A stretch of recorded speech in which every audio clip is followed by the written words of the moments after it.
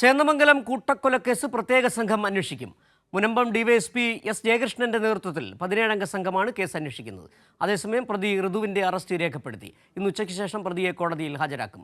മരിച്ചവരുടെ പോസ്റ്റ്മോർട്ടം നടപടികൾ പൂർത്തിയായി. 6 തവണ കമ്പി കൊണ്ട് ആക്രമിച്ചു. വിനിഷയുടെ തലയിൽ 3 മുറിവുകളാണ് ഉണ്ടായിരുന്നത്. വിവരങ്ങളുമായി ഇപ്പോൾ ഉമേഷ് ചേരുന്നുണ്ട്. ഉമേഷ്, ഇപ്പോൾ വിനിഷയുടെ ഭർത്താവ് ജിതിൻ്റെ ആരോഗ്യസ്ഥിതി എങ്ങനെയുണ്ടെന്നുള്ളത് കൂടി അറിയേണ്ടതുണ്ട്.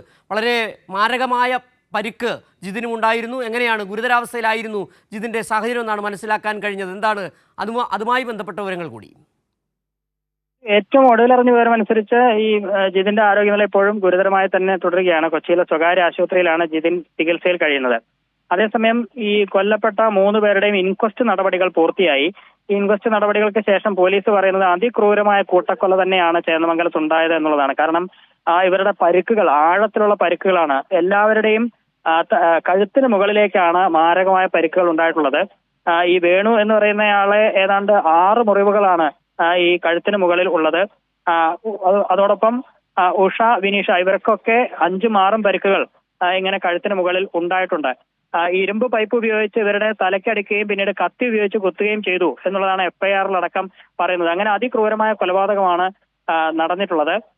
ഇൻക്വസ്റ്റ് നടപടികൾ കഴിഞ്ഞ ശേഷം ഇവരുടെ എല്ലാം മൃതദേഹങ്ങൾ കളമശ്ശേരി മെഡിക്കൽ കോളേജിലേക്ക് മാറ്റിയിട്ടുണ്ട്. അവിടെയാണ് പോസ്റ്റ്മോർട്ടം നടപടികൾ ഉണ്ടാവുക. ഈ പോസ്റ്റ്മോർട്ടത്തിന് ശേഷം ഇവരുടെ മൃതദേഹങ്ങൾ കരിമ്പാടത്തുള്ള ഇവരുടെ ബന്ധുവീട്ടിലെത്തിക്കും. അവിടെ പൊതുദർശനം ഉണ്ടാകും. പൊതുദർശനത്തിന് ശേഷം വൈകിട്ട് 5 മണിക്ക് വൈപ്പിൻ മുരുക്കമ്പാടത്ത് ശ്മശാനത്തിൽ സംസ്കാരം. അങ്ങനെയാണ് അറിയിച്ചിരിക്കുന്നത്. ഈ പ്രതിയായ ഋതു ജയനെ ഇന്നലെ തന്നെ പോലീസ് കസ്റ്റഡിയിലെടുത്തിട്ടുണ്ട്. ഇയാളെ വിശദമായി ചോദ്യം ചെയ്ത ശേഷം അറസ്റ്റ് രേഖപ്പെടുത്തി.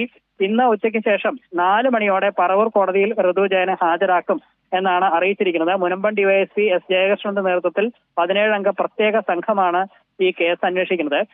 ഋതു ജയൻ ലഹരിക്ക് അടിമയായിരുന്നു എന്നൊക്കെ നാട്ടുകാർ പറഞ്ഞിരുന്നു. പക്ഷെ പോലീസ് പറയുന്ന ഒരു പ്രധാനപ്പെട്ട കാര്യം, ഈ കൊലപാതക സമയത്ത് പ്രതി അങ്ങനെ ലഹരിയിലായിരുന്നില്ല എന്നുള്ളതാണ് അവരുടെ പ്രാഥമിക നിഗമനം.